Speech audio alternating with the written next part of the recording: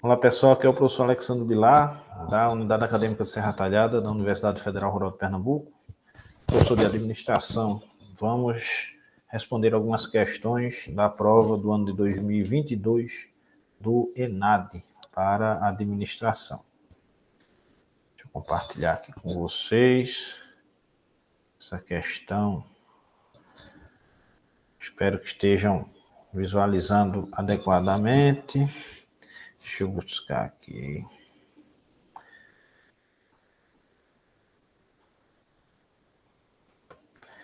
A prova do ENAD, ela ocorrerá agora em 2025 e é uma prova no mês de novembro, né? É um exame que espero que vocês gostem. Bom, eu acho que vocês devem estar vendo aí. A questão 10 que deve estar aparecendo para vocês.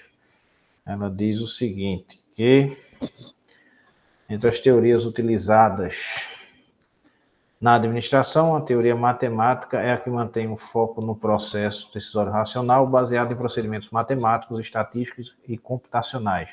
Essa teoria surgiu entre os anos de 1940 e 1950 e desde então está presente nas práticas e nas tendências gerenciais, a teoria dos jogos, a teoria das filas, a teoria das probabilidades e a programação linear, aplicadas aos problemas gerenciais de técnicas e métodos recorrentes das ciências matemáticas, originaram-se da teoria matemática. A evolução recente dos usos da teoria matemática está evidenciada nos métodos e processos do Big Data, Business Intelligence e Business Analytics, que utilizam plataformas computacionais com grandes volumes de dados em diferentes formatos, numérico, textual e visual.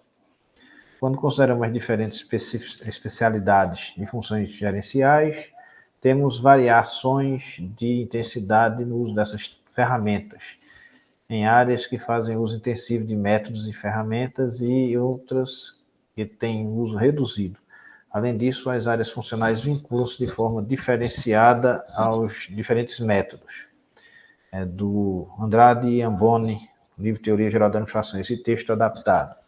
Geralmente é assim, a questão do ENAD traz um texto introdutório e depois são feitas algumas afirmações. Então, dentre as afirmações feitas relacionadas à teoria matemática, avalie as afirmações a seguir. Então, a primeira diz que a área gerencial de produção e operações, dado o seu foco em planejamento, gestão e controle de produção, mantém a tradição do uso pouco intensivo da teoria matemática. Bom, aí você já vê que essa alternativa está inadequada, né? Porque a área de operações e produção faz um controle intensivo e não um uso pouco intensivo da teoria matemática, né? Então, essa alternativa 1 está inadequada, porque o uso é intensivo. A segunda afirmação fala que a área gerencial de marketing, cujo foco é a comunicação e a propaganda, prioriza a utilização de métodos qualitativos, enfatizando o uso de métodos de pesquisa operacional, teoria das filas e programação linear. Esses três horizontes aí, pesquisa operacional, teoria das filas e programação linear, são métodos quantitativos e não qualitativos. Essa 2 está errada também. A 3 diz que a área gerencial de recursos humanos, embora tradicionalmente mantenha um foco em aspectos instrumentais e interpretativos da gestão de pessoas, tem tido aumento no uso de métodos matemáticos em suas diversas funções. É verdade, a área de recursos humanos vem adotando métodos matemáticos para fazer algumas análises, relatórios, etc. Né? Apesar de ser na área de gestão de pessoas, isso não impede a aplicação desses métodos quantitativos, né? Tanto qualitativos quanto quantitativos. Então, a resposta correta é a letra B, apenas a terceira afirmação está correta.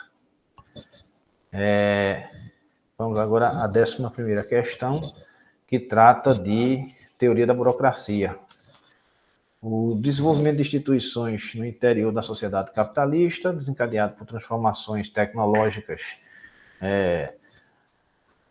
no final do século XIX, levou à racionalização material e imaterial dos processos produtivos. Essas instituições foram minuciosamente estudadas por Max Weber, que focou na análise da organização cotidiana da sociedade, na divisão e na coordenação das mais diversas atividades laborais. Essas atividades eram baseadas na divisão racional do trabalho, na exigência de especialização e diferenciação das funções exercidas pelos trabalhadores e classificadas de acordo com critérios técnicos, mediante a subordinação e uma autoridade hierarquicamente organizada e altamente especializada. Então, com base nesse texto aí introdutório, né, surgem algumas afirmações. A primeira delas diz que a organização burocrática pressupõe a substituição das normas de decisão baseadas nas relações sociais típicas da mentalidade patrimonialista por regras e procedimentos que possibilitam a impessoalidade e a objetividade. Correto, né? A impessoalidade e a objetividade são características da burocracia, do modelo weberiano. A burocracia, como decorrência da busca por eficiência, é disseminada nas organizações do sistema capitalista.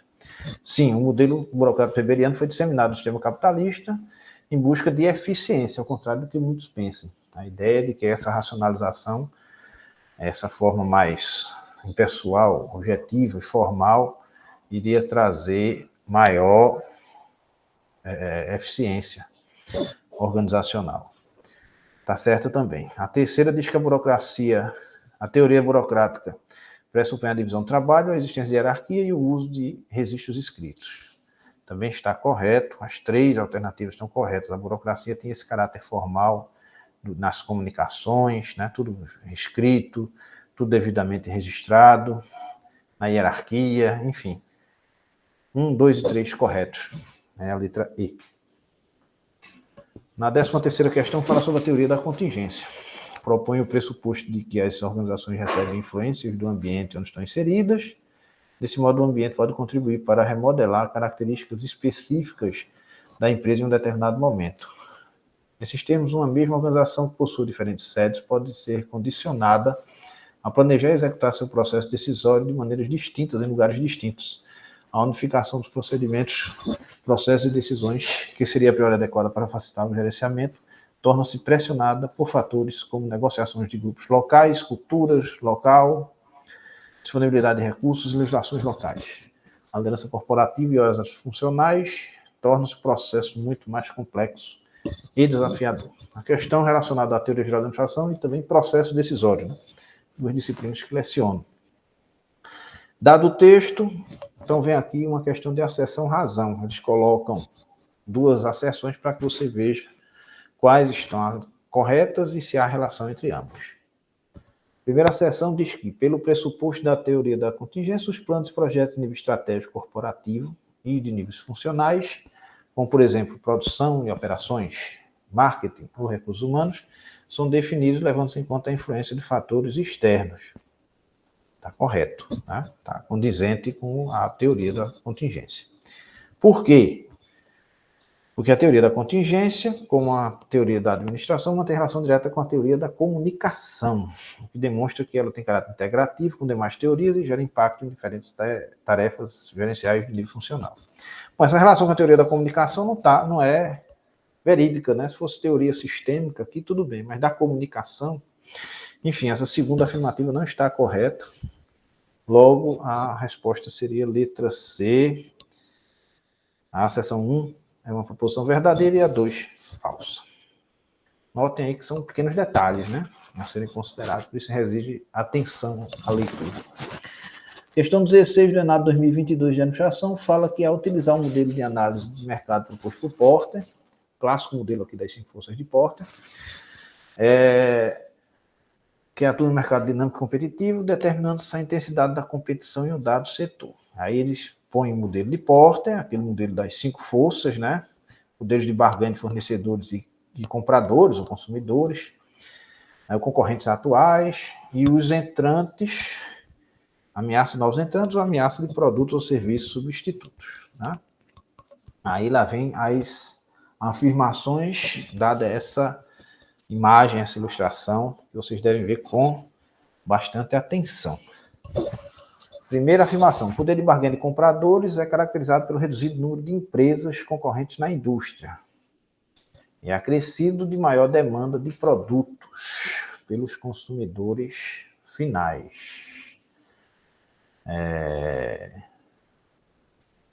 Então, se tem maior demanda de produtos, né? Quanto mais produtos disponíveis para os consumidores, então maior seria o seu poder de barganha. Entretanto, no início da colocação aqui, ele diz que um reduzido número de empresas vai caracterizar o poder de barganha dos compradores, né? Não. Quanto menos empresas, menor o poder de barganha do consumidor, né? Ele vai comprar a quem, se tem poucas empresas? Se tivessem muitas, aí o poder de barganha dele ficaria mais caracterizado, maior, né? Então, a primeira afirmação está incorreta. A segunda fala que a ameaça de produtos e serviços substitutos acontece quando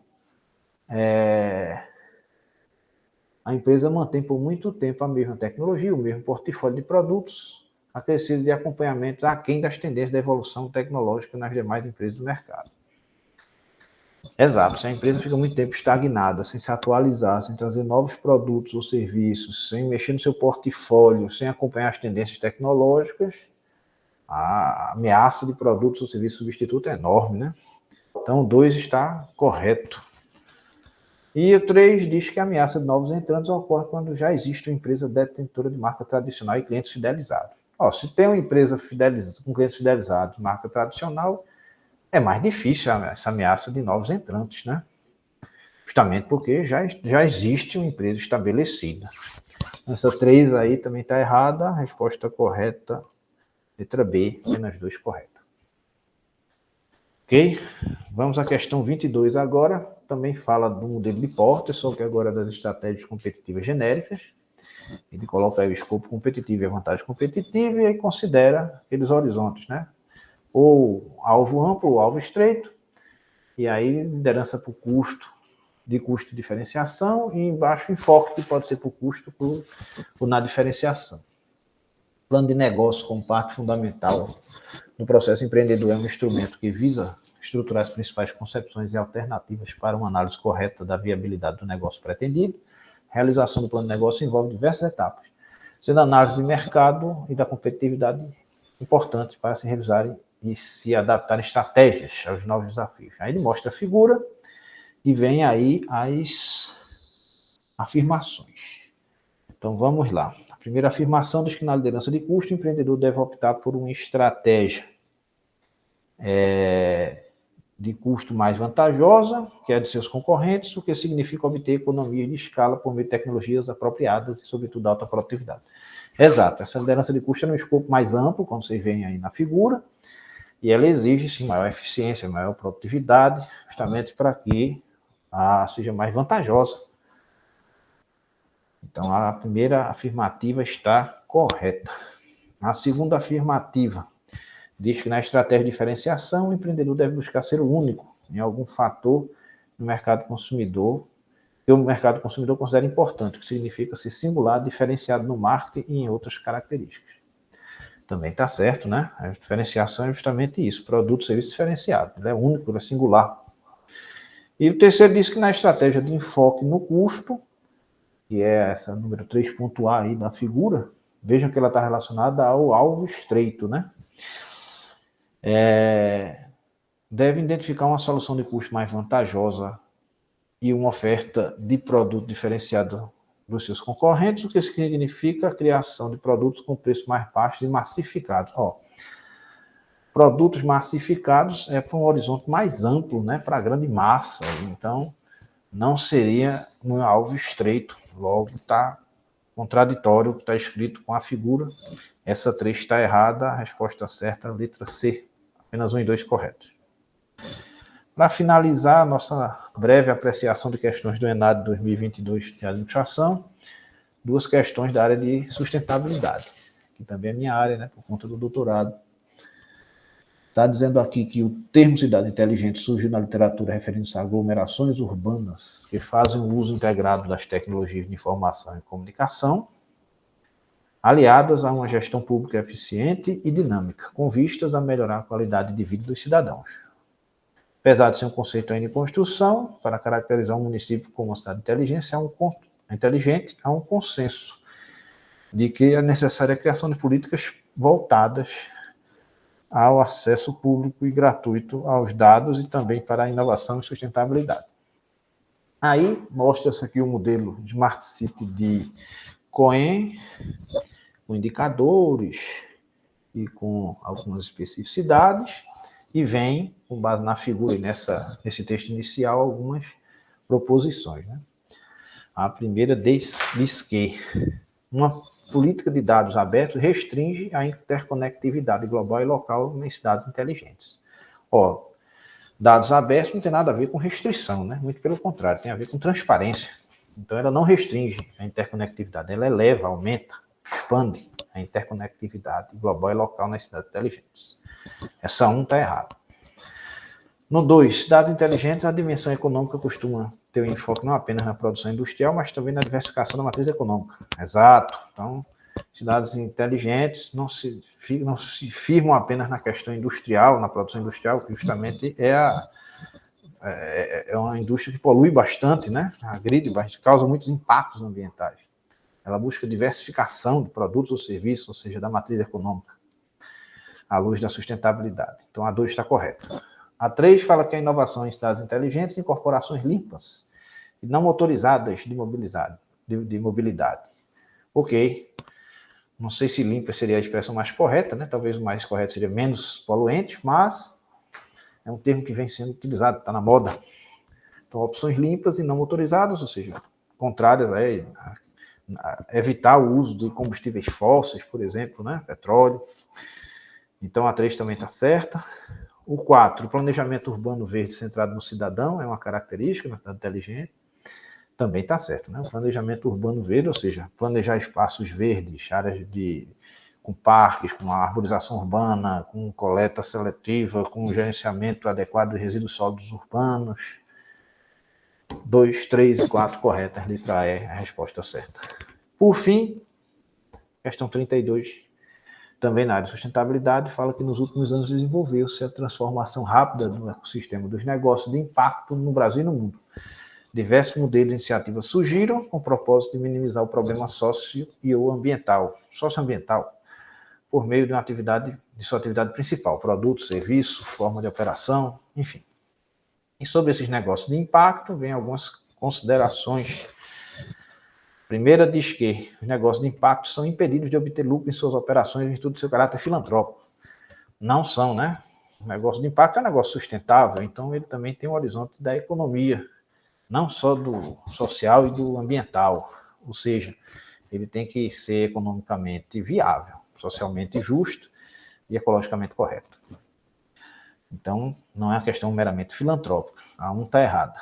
A 2 fala que as ferramentas tradicionais de gestão podem ser utilizadas no gerenciamento dos negócios de impacto social, apesar de suas diferenças conceituais. Sim, as ferramentas tradicionais de gestão podem ser usadas em quaisquer tipos de organizações, né? Público, privado e terceiro setor. Então, 2 correto. 3. Uma outra forma de se referir às empresas de impacto social é o termo startup, conceito fundado para denominar esse tipo de organização. Não, o termo startup não foi fundado especificamente para esse tipo de organização de impacto social, né? Ele é mais abrangente, está relacionado às empresas em sua fase inicial, né? Ideias novas, enfim, novos negócios, na sua fase de início. Então, essa 3 está errada. A 4, negócios de impacto caracterizam-se pelo empreendedorismo por necessidade, visto que são criados a partir da necessidade de geração de renda. Então, nós vimos que o foco não é necessariamente a questão só da renda, né? Então, não é uma verdade essa questão de que eles são pura e simplesmente o empreendedorismo por necessidade. Eles têm o intuito aí socioambiental, né? Impacto socioambiental, a melhorar um pouco o mundo. Então, também está errada essa 4. E a 5ª diz que os modelos, o ecossistema de negócios de impacto inclui aceleradoras e incubadoras que atuam com esses modelos de negócio. Sim, eles são muitas vezes impulsionados aí, ou desenvolvidos via aceleradoras e incubadoras, que são muito úteis aí para que eles atinjam os propósitos para os quais foram criados, né? Então, letra D, afirmações 2 e 5 corretas. Tá? Espero que vocês tenham gostado dessa nossa breve explanação sobre os Objetivos de Desenvolvimento Sustentável, sobre o ENAD, né? Viram aí que a questão dos Objetivos do Desenvolvimento Sustentável são bem presentes, né? Nesse horizonte. Obrigado e vamos em frente. Boa prova a todos e a todas.